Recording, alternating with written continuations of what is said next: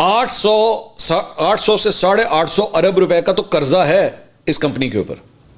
800 سے 850 ارب روپے کا, ٹھیک ہے. تو وہ حکومت نے خود ہینڈل کرنا ہے. اس کو آپ نے قرضہ لیا تو آپ نے پے آف تو کرنا ہے نا, اس کے لائبلٹیز ہیں وہ ساری کی ساری, وہ آپ نے پے آف کرنی ہے. تو آپ کا ہر سال مطلب اربوں روپے جو ہے صرف اس کو آپریشن جاری رکھنے کے اوپر آپ کے خرچ ہو رہے تھے. حکومت نے صرف اس کو زندہ رکھنے کے لیے پیسے لگائے ہوئے تھے. 10 سال سے یہ کام جو ہے وہ چل رہا تھا, انکلوڈنگ عمران خان صاحب کی اپنی گورنمنٹ. وہ بھی یہ چاہتی تھی کہ پی آئی اے پرائیویٹائز ہو جائے.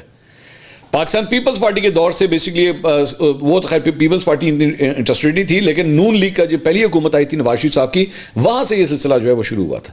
آج صورتحال یہ ہے کہ شاہد خاقان عباسی جو خود ایویشن کے سیکٹر سے تعلق رکھتے رہے ہیں, پی آئی اے کے چیئرمین رہ چکے ہیں, ایئر بلو کے اندر اپنا کردار ادا کر چکے ہیں, وہ بھی یہ کہہ رہے ہیں کہ جناب بالکل صحیح فیصلہ ہوا ہے اس کو بیچنے کا.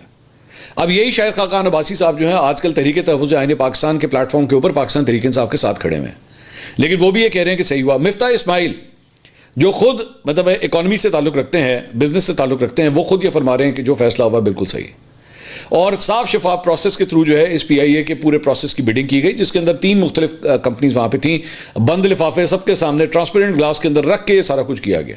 لیکن وجہ کیا ہے, دوبارہ میں وہی کہتا ہوں نا کہ نون میخ اس طرح کے نکالو کہ ساڈی والی جڑی پارٹی ہے نا, ساڈا کان چٹا رہنا چاہیے, بس پاویں جو مرضی ہو جائے, نہ ہم نے فیکٹس دیکھنے ہیں, نہ فیکٹ شیٹ ہم نے دیکھنی ہے, بس کسی طرح اس میں سے ہم پولیٹیکل فائدہ کس طرح اٹھا سکتے ہیں. And that is the problem with the whole damn thing, کہ آپ اپنے اس پولیٹیکل مائلیج کے چکر میں جو ہے نا وہ فیکٹس اینڈ فگرز سے ہٹ جاتے ہیں. بھائی آپ کو لگتا ہے کہ نہیں ایسا نہیں ہونا چاہیے تھا, آپ سجیسٹ کر دیجئے کیا ہونا چاہیے تھا. چلیں آپ بتا دیجئے کہ اس کی اگر نیلامی نہیں ہونی چاہیے تھی تو کیا ہونی چاہیے تھی. ملکوں کی ریاستوں کی ہر جگہ پہ انٹرفیئرنس ٹھیک نہیں ہوتی. ہمارے ملک میں تو ماشاءاللہ ویسے ہی بڑا ہمارا ملک مشہور ہے نا کہ ہر سیکٹر کے اندر ہم گھسے ہوئے ہیں. ہم تو ہر کوئی جگہ چھوڑتے نہیں ہے نا, ہم کہتے ہیں ادھر بھی گھس جاؤ, ادھر بھی گھس جاؤ. تو پوری دنیا کے اندر اب یہ پروسیس تبدیل ہو رہا ہے. آپ یقین کر سکتے ہیں کہ دنیا کے کئی ایسے ممالک ہیں جہاں پہ ایون جیلیں جو ہیں وہ پرائیویٹ ہیں, گورنمنٹ ان کو ٹھیکے دیتی ہیں جیلوں کو چلانے کے. ایسا بھی ہوتا ہے.